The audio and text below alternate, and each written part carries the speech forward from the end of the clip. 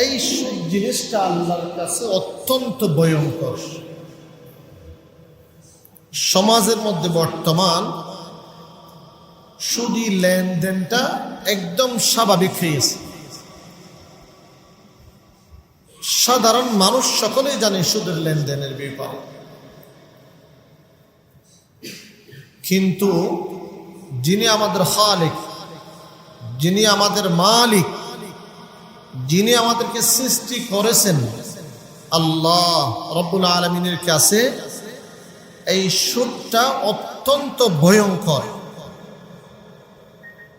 সেটি হচ্ছে সুদ। এ ব্যাপারে আমাদের সুদ কি এই জিনিসটা আমাদের জানা প্রত্যেকের জন্য জরুরি। আমরা সকলে আজকে এটা আলোচনা করি। ছোট্ট একটা জিনিস।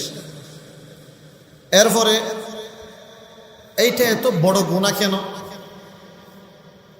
সুদটা এত বড় গুনাহ কেন? কোরআন শরীফের মধ্যে, হাদিসের মধ্যে এর ভয়াবহতা ব্যাপারে কি আলোচনা আসছে এটা আমাদের জানা দরকার। এখান থেকে আমরা কিভাবে বাঁচব কয়েকটা জিনিস নিয়ে আলোচনা করব অল্প সময়ের মধ্যে। একটা হচ্ছে সুদ জিনিসটা কি, আর একটা হচ্ছে সুদ এইটা এত বড় গুনাহ কেন। সুদ জিনিসটা কি এটা আমরা সকলে জানবো আজকে। যে সুদ যে এত বড় গুনাহ এটাও জানবো আজকে। কোরআনের মধ্যে, হাদিসের মধ্যে এর কঠোরতা ব্যাপারে, ভয়াবহতা ব্যাপারে কি আলোচনা আসছে এটা আমরা আজকে জানব। যাক আল্লাহ রাব্বুল আলামিন আমাদেরকে যেটা বলবেন ওইটা আমরা মানবই। আমরা কিভাবে বাঁচব এখান থেকে আমাদের বাঁচার উপায়টা জানার দরকার। সুতরাং আমরা আজকে শুরুতেই সুদ জিনিসটা সকলে জানব। মাইকের আওয়াজ যতটুকু যাচ্ছে, বাহিরে আমাদের অনেক মুহাব্বতের মুসল্লিয়ানে কেরাম বাহিরে বসে আছি, আমরা দয়া করে একটু মসজিদে আসি। মসজিদে তো আলোচনা না করলেও আসতেই হবে, এটা ফরজ, ইবাদত করতে হবে, জুমা পড়তে হবে, একটু গুরুত্বপূর্ণ কথাও আমাদের শোনা দরকার। সুদ এটা আরবি ভাষার মধ্যে এটাকে রিবা বলা হয়। রিবা বাংলা ভাষার মধ্যে এটাকে সুদ বলা হয়। সুদের অর্থ হচ্ছে অতিরিক্ত নেওয়া। আমরা সকলে জানি সুদ মানে অতিরিক্ত নেওয়া। রিবা মানে এটার অর্থ হচ্ছে অতিরিক্ত নেওয়া। এখানে স্বাভাবিকভাবে এটা আমরা জানি সুদ মানে অতিরিক্ত। কি অতিরিক্ত? যখন কেউ টাকা ধার দেয়, যখন কেউ টাকা ঋণ দেয়, সবাই বোঝার জন্য বারবার বলতেছি, যখন কেউ টাকা ধার দেয় মূল টাকার উপরে অতিরিক্ত নেওয়া, এটাই সুদ। আপনি আমার কাছে চাইছেন ঋণ, আমি আপনাকে দিচ্ছি 100 টাকা ঋণ। ঠিক আছে, আমি আপনাকে টাকা দিচ্ছি 100 টাকার ঋণ। 1 মাস পরে আমাকে টাকাটা ফেরত দেওয়ার সময় 102 টাকা দিতে হবে। বেচারা তো বেঁচে গেছে, তার টাকা লাগতেছে, 1000 টাকার প্রয়োজন, তার এই মুহূর্তে টাকা লাগবে। টাকা কর্জে হাসানা দেওয়ার জন্য কেউ নেই, ঋণ নিয়ে হলেও তার জীবন যাপন করতে হবে। বউ মরে যাচ্ছে হাসপাতালে, সন্তান লেখাপড়া করতে পারতেছে না, আজকে বিকেলে আমার বাদ দিতে হবে আমার পরিবারকে, আমাকে 1000 টাকা ঋণ দেন। হয়তো আমি টাকা দিলে আমাকে 1000 মধ্যে 500 টাকা কি দিতে হবে? বাড়া দিতে হবে। ঠিক আছে, বাড়া দিতে হলে দিব, তারপর আমাকে ঋণ দেন। আমি 1 মাস পরে আপনাকে 1500 টাকা দিব, অথবা 1200 টাকা দিব। এই 200 টাকা, 100 টাকা, যে 500 টাকা যে এটা অতিরিক্ত নেওয়া হচ্ছে, এটা হচ্ছে সুদ। এটা হচ্ছে কি? সুদ। এটা আমরা সকলে জানি। আমরা না জানলেও আসলে আমরা কোনোদিন লেনদেন করি না, সেজন্য আমি নিজেও জানি না, এটাও হতে পারে। আমার সে আপনারা বুঝবেন, এটা সমাজে প্রতিটি গলি গলি রন্ধ্রে রন্ধ্রে সুদের কারবার চলতেছে। শুধু আজকের নয়, এটা নবীজি সাল্লাল্লাহু আলাইহি ইসলামের আগমনের আগে থেকেই এই কাজটা চলমান ছিল। আগেকার যুগের মানুষদের মধ্যেও এটা চলমান ছিল, তারা এই কাজ করত। এটাকে বলা হয় সুদ। অতিরিক্ত যেটা নেওয়া হচ্ছে 100 টাকার মধ্যে 102 টাকা 2 টাকা, এটা হচ্ছে সুদ। 100 টাকার সুদ নয়, এই 2 টাকা যেটা নিচ্ছে এটা হচ্ছে সুদ। এই সুদের ব্যাপারে কোরআনে কি বলছে? ওয়া আহাল্লাল্লাহুল বাইআ, আল্লাহ রাব্বুল আলামিন ব্যবসাকে হালাল করছেন। আহাল্লাল্লাহুল বাইআ ওয়া হাররামার রিবা, যে সুদকে হারাম করেছেন আল্লাহ রাব্বুল আলামিন, আর ব্যবসাকে হালাল করেছেন। কোরআন শরীফ একটি আয়াত, ব্যবসাকে হালাল করে দিয়েছেন। ব্যবসা করা সুন্নাত রাসূল সাল্লাল্লাহু আলাইহি ওয়াসাল্লাম। আপনি ব্যবসা করবেন, টমেটো আনছেন এক জায়গা থেকে 20 টাকা দিয়ে টমেটো আনছেন, আপনি এটা 22 টাকা দিয়ে বিক্রি করেন, 21 টাকা দিয়ে বিক্রি করেন, 21 টাকা 1 টাকা লাভ করছেন, যে এটা হালাল। কিন্তু ঋণ যখন দিবেন, নেওয়ার সময় 1 টাকা অতিরিক্ত নিবেন, এটা হারাম। আল্লাহ রাব্বুল আলামিন একটাকে হালাল বলছে, ব্যবসাকে হালাল বলছেন। আহাল্লাল্লাহুল বাইআ ওয়া হাররামার রিবা, রিবাকে সুদকে কি করছেন? হারাম বলেছেন। আল্লাহর কালাম তো মানতেই হবে। ওমান আসদাকু মিনাল্লাহি কিলা, আকিমুস সালাহ আকিমুস সালাহ আকিমুস সালাহ, নামাজ আদায় করো, নামাজ আদায় করো। নামাজ তো একবার বললেও তো নামাজ পড়তেই হবে। আল্লাহ রাব্বুল আলামিন 82 বার বলছেন। কেন? নামাজের গুরুত্ব বোঝানোর জন্য। কয়বার বলছে? 82 বার নামাজের গুরুত্ব বোঝানোর জন্য। আহাল্লাল্লাহুল বাইআ ওয়া হাররামার রিবা, আল্লাহ কয়েক আয়াতের মধ্যে এটা বলছেন, শুধু একবার বলে নাই, কয়েকটি আয়াতের মধ্যে রিবা, সুদ এটা হারাম। আল্লাহ তো একবার বললেও হয়তো, কয়েকবার বলা মানে এটাকে গুরুত্ব দেওয়ার জন্য বলেছেন আহাল্লাল্লাহুল বাইআ ওয়া হাররামার রিবা। আল্লাহ ব্যবসাকে কোরআনের মধ্যে হালাল করেছেন, সুদকে কি করছেন? হারাম করেছেন। সেই জন্য সম্মানিত মুসল্লিয়ানে কেরাম, কোরআন শরীফের মধ্যে সবচেয়ে বড় ভয়ঙ্কর আয়াতের মধ্যে একটি আয়াত, এটা হচ্ছে আল্লাহ রাব্বুল আলামিন রাগান্বিত অবস্থায় বলেছেন, ফা'যানু বিহারবিন মিনাল্লাহি ওয়া রাসূল, ফা'যানু বিহারবিন মিনাল্লাহি ওয়া রাসূল। তোমরা সুদ যেটা আছে, রিবা যেটা আছে, এটা যদি না ছাড়ো, আল্লাহর রাসূলের পক্ষ থেকে যুদ্ধ করতে হবে। যারা সুদ খায় তাদের ব্যাপারে যুদ্ধ ঘোষণা করছেন আল্লাহর রাসূলের পক্ষ থেকে। ফা'যানু বিহারবিন মিনাল্লাহি ওয়া রাসূলি, ফা'যানু বিহারবিন, বিহারবি মানে যুদ্ধ। যদি সুদ না ছাড়ে, যদি সুদ খায়, যারা খায় তাদের ব্যাপারে আল্লাহ রাব্বুল আলামিন সরাসরি যুদ্ধ ঘোষণা করছেন। ফা'যানু বিহারবিন মিনাল্লাহি ওয়া রাসূলি। সুতরাং আমরা চিন্তা করতে পারি, আমরা আল্লাহর সাথে যুদ্ধ করতে পারবো? আল্লাহ যুদ্ধ ঘোষণা করছেন, ফা'যানু বিহারবিন মিনাল্লাহি ওয়া রাসূলি। আমরা কি আল্লাহর সাথে কখনো যুদ্ধে টিকতে পারবো? না, কখনো সম্ভব নয়। আল্লাহর সাথে যুদ্ধ করা যাবে না, বরঞ্চ এটা ছেড়ে দিতে হবে। আর যুদ্ধ করার কোনো প্রয়োজন নেই, আল্লাহর হুকুম মানতে হবে। মানে রিবা বা সুদ চলবে না, সুদ খাওয়া যাবে না। হ্যাঁ, হাদিসের মধ্যে নবীজি সাল্লাল্লাহু আলাইহি ওয়াসাল্লাম এটাই করতেন। কারো কাছে ঋণ নিয়েছেন, আমাকে ঋণ দিয়েছে, আমি ঋণ নিয়েছি, এখন আমি 1 মাস পরে ঋণটা ফেরত দিতে যখন যাব, তখন আমি তাকে 5 টাকা বৃদ্ধি করে দিলাম। 100 টাকার মধ্যে 5 টাকা তাকে বাড়াই দিলাম।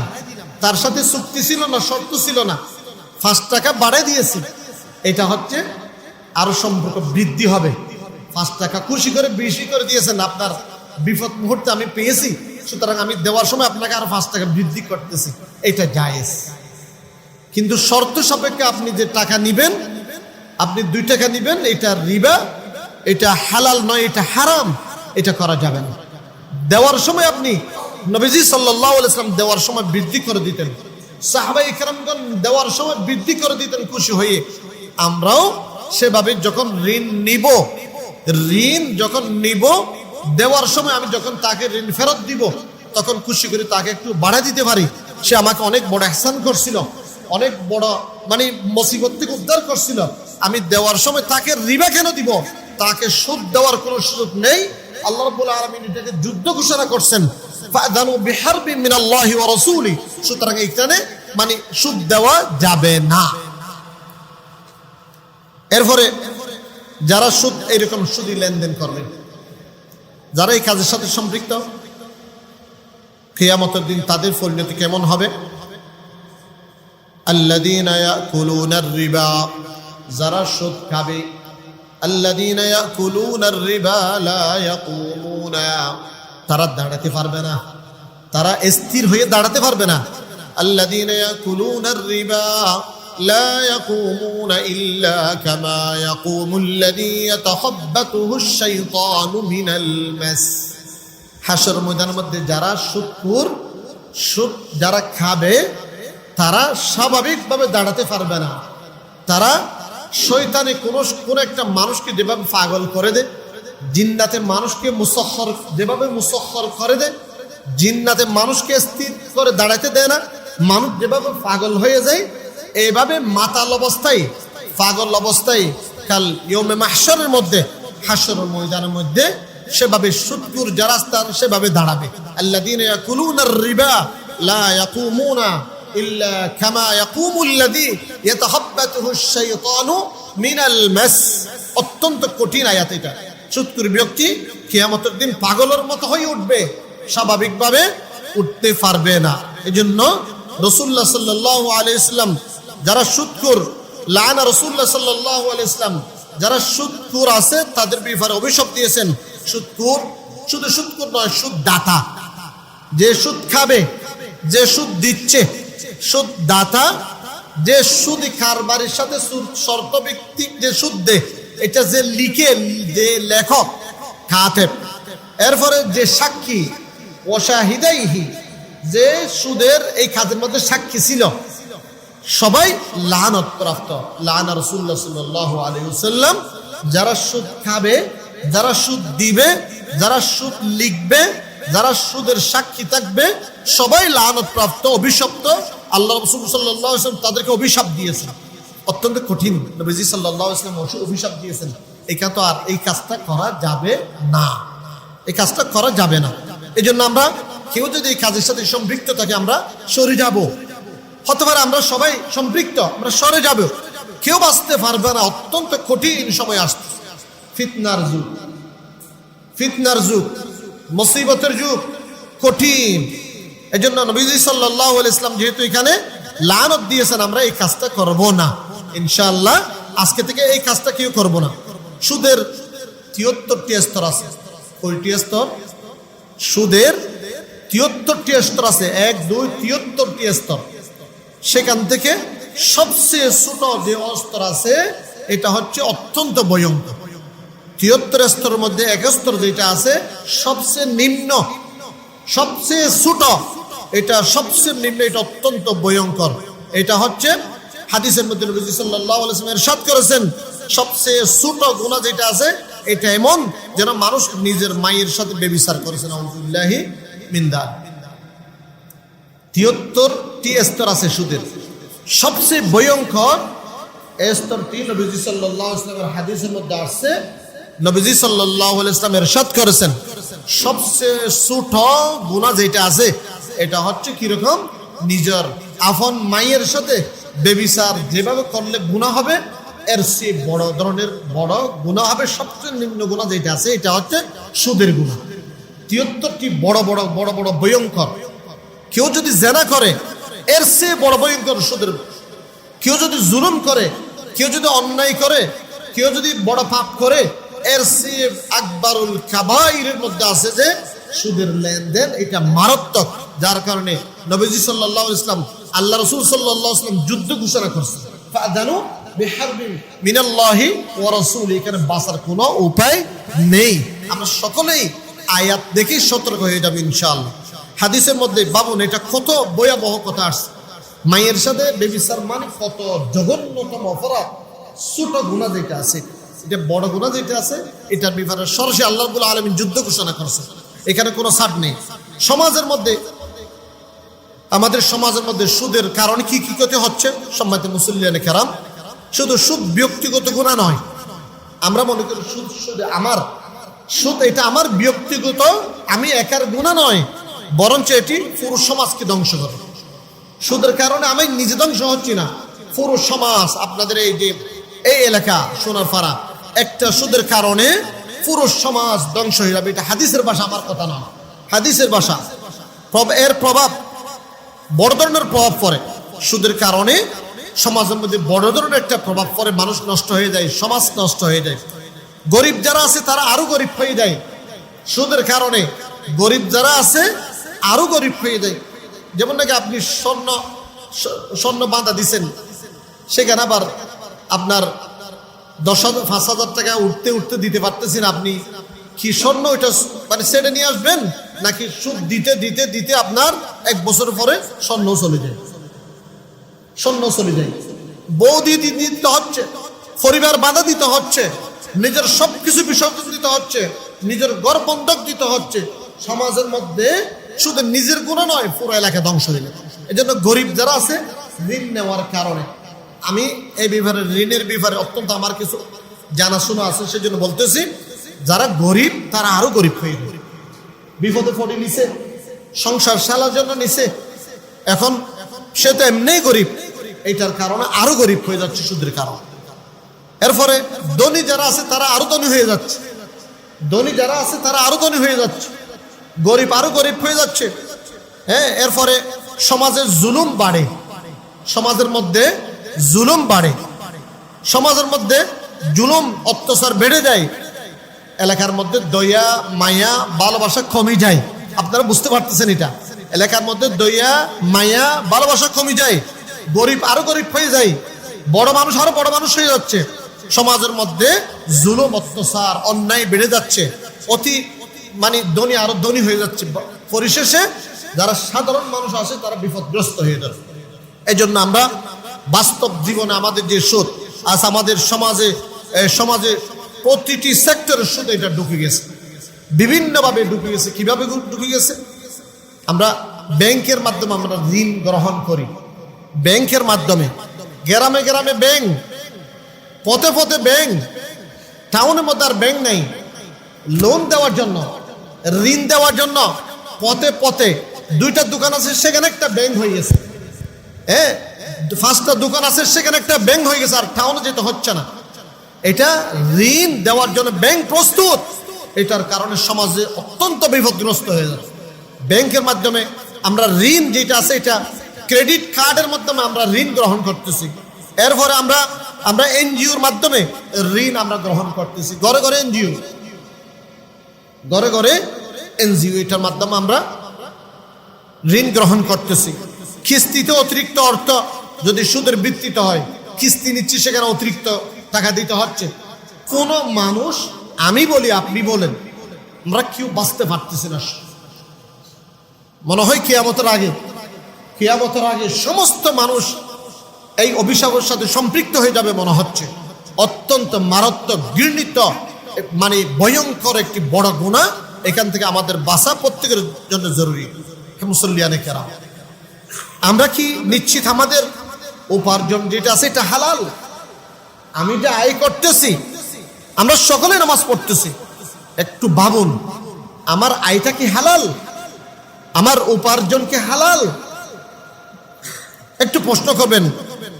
সুদের কারণে আমাদের ঘরের মধ্যে বরকত নষ্ট হয়ে যাচ্ছে, সুদের কারণে আমার মাসুম সন্তানের পেটের মধ্যে সুদি লেনদেন যাওয়ার কারণে, সুদি খাবার বরকত হচ্ছে না, এরকম খাবার যাওয়ার কারণে আমার সন্তান মেধাবীহীন হয়ে যাচ্ছে, আমার সন্তান নষ্ট হয়ে যাচ্ছে।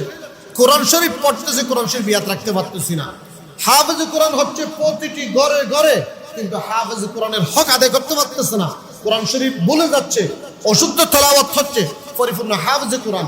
তাদের আয়, আমার আয়, এটা কি হালাল নাকি হারাম? প্রত্যেকে একটু ভাববেন।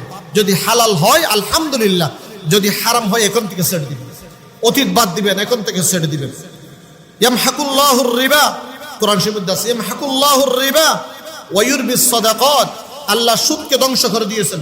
ইয়ামহাকুল্লাহুর রিবা, সুদকে ধ্বংস করেন, ওয়ায়ুরবিস সাদাকাত, আল্লাহ রাব্বুল আলামিন সদকাকে বৃদ্ধি করেন। আপনি যখন সদকা দিবেন এইটার কারণে আপনার মালের মধ্যে বৃদ্ধি আসবে। আপনি যখন রিবা নেবেন, সুদ নেবেন, মালের মধ্যে বরকত চলে যাবে, মাল কমে যাবে। যখন সদকার জিনিস দিবেন, বারবার সদকা দিবেন, আপনার মাল 1 টাকা, এটা 2 টাকার বরকত দিবেন ইনশাআল্লাহ।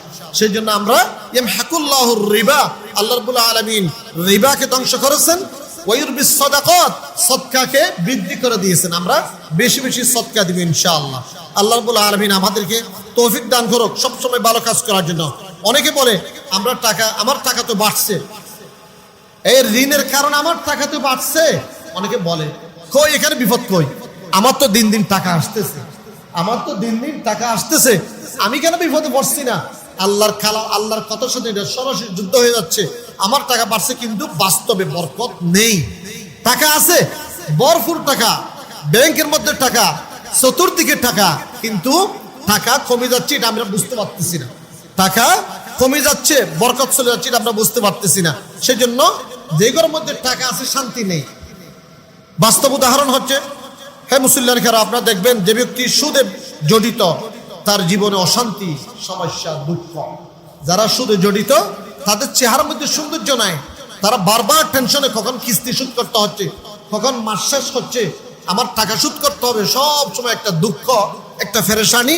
মানে কোন একটা জায়গায় চাকরি করলে বেতন নেওয়ার জন্য পাগল, কেন আমার কিস্তি দিতে হচ্ছে, আমার সুদের টাকা দিতে হচ্ছে, আমার কিস্তি দিতে হচ্ছে, এটাই তো সমস্যা। এই জন্য তাদের শান্তি নেই। আর যে ব্যক্তি হালাল খায়, তার জীবনে টাকা কম হলেও সে শান্তিতে থাকে, আরামসে থাকে, তার কোনো টেনশন নেই। এন্তেকালের পর তার কোনো টেনশন নেই, এন্তেকালের পর তার কোনো লেনদেন নাই, তার কোনো ঋণ নাই, সুদের জন্য চলে যাবে। এই জন্য হালাল আমরা খাবো, কম হলেও। তোবার দরজা খোলা আছে এখনো, মুসল্লিয়ান কেরাম, এখনো তোবার দরজা খোলা। আমরা অন্যায় যদি করে থাকি, আল্লাহ আমাদের জন্য দরজা বন্ধ করেননি। ওয়াইন তুবতুম ফালাকুম রুউসু আমওয়ালিকুম, ওয়াইন তুবতুম ফালাকুম রুউসু আমওয়ালিকুম, যদি তওবা করেন আল্লাহ আমাদেরকে ক্ষমা করবেন, নতুবা ক্ষমা করবেন না। আল্লাহ আমাদেরকে ক্ষমা করবেন তওবা করলে ইনশাআল্লাহ। ইন্নাল্লাহা ইয়াগফিরুয যুনুবা জামিআ, আমি যত বড় অন্যায় করি না কেন, যত বড় পাপ করি না কেন, আল্লাহর কাছে যখন ক্ষমা চাইবো, আল্লাহ আমাকে মাফ করে দিন, আমি বুঝি নাই, আল্লাহ ইয়াগফিরুয যুনুবা জামিআ, সমস্ত গুনাহ মাফ করে দিবেন। এজন্য আমরা ওয়াইন তুবতুম ফালাকুম রুউসু আমওয়ালিকুম, আমরা সকলে আল্লাহর কাছে তওবা করব, আল্লাহ আমাদের মাফ করে দিবেন। কিভাবে সুদ থেকে আমরা বাঁচব? সময় সংক্ষিপ্ত, কয়েক মিনিটের ভিতরে শেষ করতেছি। কিভাবে আমরা সুদ থেকে বাঁচব? সুদ থেকে বাঁচার 1 নম্বর উপায় হচ্ছে তাকওয়া অর্জন করতে হবে। লাআল্লাকুম তাত্তাকুন, বাঁচতে হবে। তাকওয়া মানে বাঁচতে হবে, সুদ নিব না, না খেয়ে থাকবো, সুদ নিব না। আল্লাহ রিজিকের দরজা খোলা রাখছেন। লাইলাতুল কদর আমরা আল্লাহর কাছে বলছিলাম, শবে কদর আল্লাহর কাছে বলছিলাম, পুরো মাস আল্লাহর কাছে বলছিলাম আল্লাহ রিজিক দেন। আল্লাহর রিজিক দিয়েছে আমাদেরকে, আমরা রিজিক খুঁজে নিতে পারতেছি না, আল্লাহর কাছে খুঁজতে হবে। আল্লাহ অবশ্যই হালাল টাকা আমাদেরকে দিবেন, হালাল রিজিক আমাদেরকে দিবেন। আমরা তাকওয়া অর্জন করব। যখন বাঁচবেন আল্লাহ আমাদেরকে হেফাজত করবেন, তাকওয়া অর্জন করতে হবে। 2 নম্বর হচ্ছে হালাল উপার্জন করতে হবে। আমার উপার্জন এটা হালাল নাকি হারাম, এটা দেখতে হবে। যাচাই বাছাই করে আমরা হালালটা নিব, হারামটা নিব। বাঁচার জন্য সুদের লেনদেন এড়িয়ে চলুন, সুদের লেনদেন এড়িয়ে চলতে হবে। 4 নম্বর হচ্ছে প্রয়োজন হলে কম নিয়ে জীবন চালান। কম হলেও এই কমের মধ্যে আমরা ডাল দিয়ে ভাত খাবো, মাছ খাবো না। প্রয়োজন আমরা মরিচের গুঁড়ি দিয়ে ভাত খাবো, আমরা পেঁয়াজ দিয়ে ভাত খাবো। তারপর সুদি এই কারবার মধ্যে আমরা জড়িত হব না। আপনি যদি সুদ ছাড়া জীবন যাপন করেন, কম হলে আপনি শান্তিতে থাকবেন, আপনার কোনো টেনশন নেই। আপনার ঘুমটা হবে আল্লাহর উপর, তাওয়াক্কালতু আলাল্লাহ, আল্লাহর উপর পূর্ণ আস্থা রাখতে হবে। যখন আল্লাহর উপর পূর্ণ আস্থা রাখবেন, তাকওয়া অবলম্বন করবেন, হালাল যখন তালাশ করবেন, যখন সুদের লেনদেন এড়িয়ে চলবেন, আল্লাহ পরিপূর্ণ আমাদেরকে বাঁচাবে ইনশাআল্লাহ। সেজন্য সম্মানিত মুসল্লিয়ান কিরাম, আমরা অনেক গুনাহকে ছোট মনে করি, অনেক বড় বড় গুনাহকে ছোট মনে করি, কিন্তু সুদ এমন একটি গুনাহ যা সরাসরি আল্লাহর বিরুদ্ধে যুদ্ধ। সুদ এমন একটি গুনাহ যা সরাসরি আল্লাহর বিরুদ্ধে যুদ্ধ। তাই আমরা এই যুদ্ধ থেকে, আল্লাহ রাব্বুল আলামিনের অভিশাপ থেকে, নবীজির অভিশাপ থেকে আমরা সকলেই বাঁচার জন্য চেষ্টা করব ইনশাআল্লাহ। আজকে একটি সিদ্ধান্ত নিব, আজ এই মসজিদ থেকে বের হওয়ার আগেই আমরা সকল আল্লাহর কাছে তওবা করে নিব ইনশাআল্লাহ। আল্লাহর কাছে তওবা করে নিব, প্রশ্ন করতে হবে নিজেকে, আমার উপার্জন কি হালাল? বাইর হওয়ার আগে সিদ্ধান্ত নিন আমার উপার্জন কি হালাল। যদি হালাল হয় আলহামদুলিল্লাহ, যদি হারাম হয় আজকে ছেড়ে দিবেন ইনশাআল্লাহ। আমি কি সুদের সাথে জড়িত? আমার ভিতরে কি আমি কি সুদি কারবারের সাথে জড়িত? যদি থাকি ইনশাআল্লাহ বেঁচে থাকবো, ইনশাআল্লাহ ফিরে আসবো। আজই তওবা করতে হবেন। আল্লাহ রাব্বুল আলামিন আমাদের তওবাকে কবুল করবেন, তওবা করবেন ইনশাআল্লাহ। আল্লাহুম্মা কফিনা, 5 ওয়াক্ত নামাজ পড়ে বা ফজরের মাগরিবের নামাজ পড়ে দোয়া আল্লাহুম্মা কফিনা বিহালালিকা আন হারামিকা ওয়া আগনিনা বিফাদলিকা আম্মান সিওয়াক। এটা যখন পড়বেন হালাল বা ব্যয় উপার্জনের রাস্তা আল্লাহ রাব্বুল আলামিন খুলে দিবেন।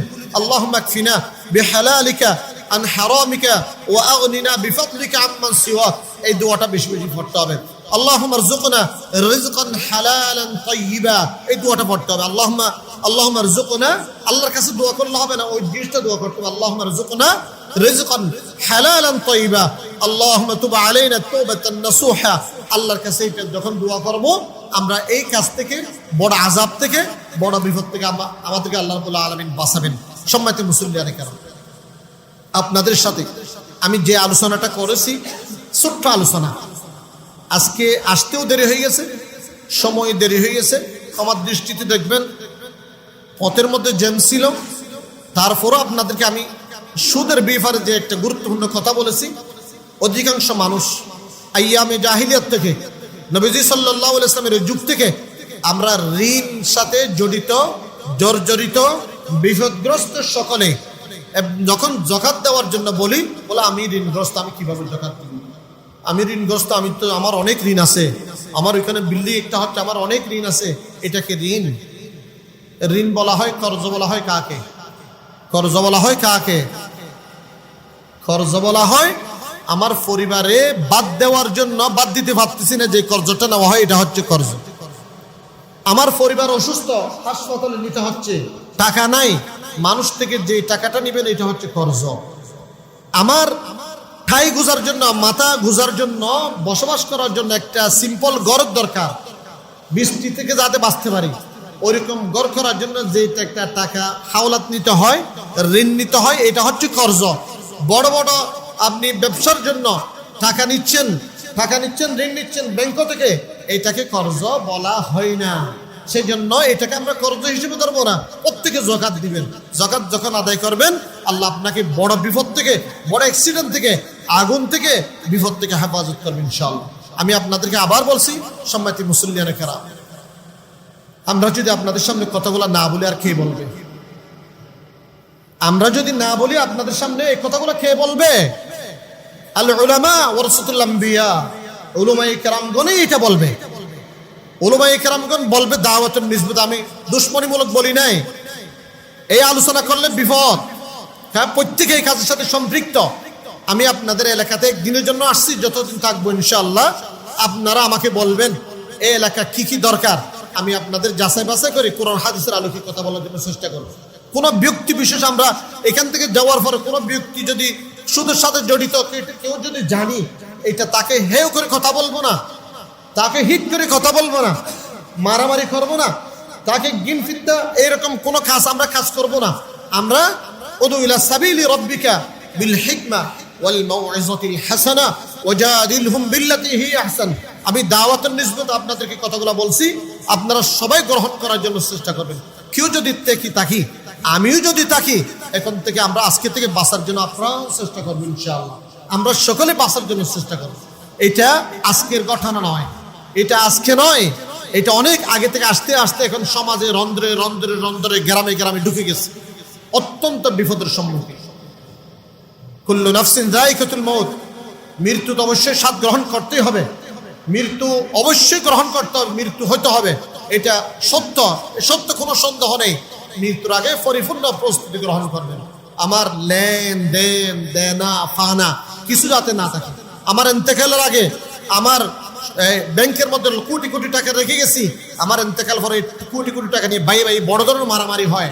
এই জন্য আমি টাইমলি যাকাত দিব, সদকা দিব, ইনশাআল্লাহ দেখবেন আল্লাহ পরিপূর্ণ আমাদেরকে হেফাজত করবে। আপনি একটা সদকা দিবেন, আপনার মাল বৃদ্ধি হবে, 70টা বিপদের রাস্তা বন্ধ হয়ে যাবে। আপনি সদকা দিয়ে গাড়িতে উঠবেন, যত গাড়ি বিপদ পড়ুক না কেন আপনাকে আল্লাহ হেফাজত করবে। এই জন্য আপনাদেরকে আমি অনুরোধ করব, আমরা সুদী এই লেনদেনের সাথে সবাই বাঁচবো, আমরা সকলে মিলেমিশে সুন্দর একটি সমাজ গঠন করব। এই সুদী কারবার থেকে বাঁচার জন্য একটা বড় মাধ্যম হচ্ছে কর্জ হাসানা দেওয়া। কর্জ হাসানা দেওয়া, এক ভাই বিপদে পড়ে গেছে, তাকে কর্জ দিতে হবে, তাকে কর্জ দিতে হবে। এটা সুন্নত রাসূল সাল্লাল্লাহু আলাইহি ওয়াসাল্লাম, সুন্নত রাসূল সাল্লাল্লাহু আলাইহি ওয়াসাল্লাম। তাকে কর্জ দিতে হবে, 1 মাস পরে আবার দিয়ে দিবেন, দিতে না পারলে আরেকটু সময় দিবেন, আপনার আছে আরেকটু সময় দিবেন, তারপর তাকে হেউ করে কথা বলবেন না, কর্জ নেওয়ার পর আবার দিয়ে দিবেন সম্ভবত। এখন তো কর্জ দেওয়ার পরে বিপদ, কর্জ করলেই দা নিয়ে তাকে মারতে যায়, কর্জ হলে করছে, আমি টাকা নিছি, কি হয়েছে, কত টাকা, মানুষ আমার থেকে বাচ্চা, এভাবে তো আমাকে কটূক্তি করে নাই, দা নিয়ে তাকে মারতে যায়, এরকম কোনো কাজ যাতে না হয়। আমরা কর্জ নিব, কর্জ সময় মতো দিয়ে দিবেন ইনশাআল্লাহ, যার পাওনা তাকে দিয়ে দিবেন। আর লিখে রাখবেন, ইদা তাদায়ানতুম বিদাইনিন ইলা আজালিন মুসাম্মান ফাকতুবু, যখন কর্জ নিব এটা লিখে রাখবো তার কাছে, আমি তো কর্জ নিয়েছি, আপনার ইন্তেকালের পর আপনার পরিবার যাতে এগুলো শোধ করতে পারে, লিখে রাখবেন। কোরআন শরীফের মধ্যে আয়াত, ইয়া আইয়ুহাল্লাযীনা আমানু ইদা তাদায়ানতুম বিদাইনিন ইলা আজালিন মুসাম্মা, নির্দিষ্ট দিনের জন্য কর্জ যে নিয়েছেন 1 মাস পরে দিবেন এটা বলেছেন, এটা লিখে রাখবেন। লিখে রাখতে থাকলে আর কোনো সাক্ষীও লাগবে না, আপনার পরিবারে আপনার টাকাগুলো শোধ করতে পারবে, মানে লেখা থাকলে সহজ। এই জন্য আল্লাহ রাব্বুল আলামিন লেখার জন্য বলছেন, আমরা সকলে লিখে রাখবো, সমাজ সুন্দর হোক, সমাজ ইসলামী পরিবেশ হোক, সমাজ হালাল উপার্জনের মাধ্যমে হোক, সমাজ সবাই মিলেমিশে থাকুক, সমাজ সবার সাথে বরকত, একসাথে বরকত, মসজিদে যেভাবে আসছি সেভাবে বরকত রহমত একসাথে নাযিল হোক। এইরকম সুন্দর সমাজ নবীজি সাল্লাল্লাহু আলাইহি ওয়াসাল্লাম উপহার দেওয়ার জন্য চেয়েছিলেন। আমরাও নবীজি সাল্লাল্লাহু আলাইহি ওয়াসাল্লামের উম্মত, আমরা সুন্দর একটি সমাজ বিনির্মাণের জন্য ভাই আপ্রাণ যুদ্ধ করে যাবো ইনশাআল্লাহ। কেউ আওয়ামী লীগ করেন, কেউ বিএনপি করেন, কেউ অন্য দল করেন, দলের জায়গার দল, আমরা কিন্তু আল্লাহ রসুলের এইটা হুকুম তো অবশ্যই মানতেই হবে। যেমন যে দল করি না কেন নামাজ তো পড়তে হবে, যাকাত দিতে হবে, যে দল করি না কেন আমরা ইসলামের সমস্ত আইন কানুন একসাথে মিলেমিশে করবো ইনশাআল্লাহ। আল্লাহ রাব্বুল আলামিন সবাইকে এখন থেকে আমল করার তৌফিক দান করুক। আমরা সকলে মিলে আজকে তওবা করে সিদ্ধান্ত নেব ইনশাআল্লাহ, শুধু লেনদেন আর করব না। ফাযানু বিহারবিন মিনাল্লাহি ওয়া রাসূলিহি, আল্লাহ রাব্বুল আলামিন যুদ্ধ ঘোষণা করছেন, এই কাজের মধ্যে আমরা আর জড়িত হব না ইনশাআল্লাহ। আল্লাহর কাছে তওবা করব। ওয়া মা তৌফিক ইল্লা বিল্লাহ ওয়া আখিরু দাওয়ানা আলহামদুলিল্লাহি রাব্বিল আলামিন।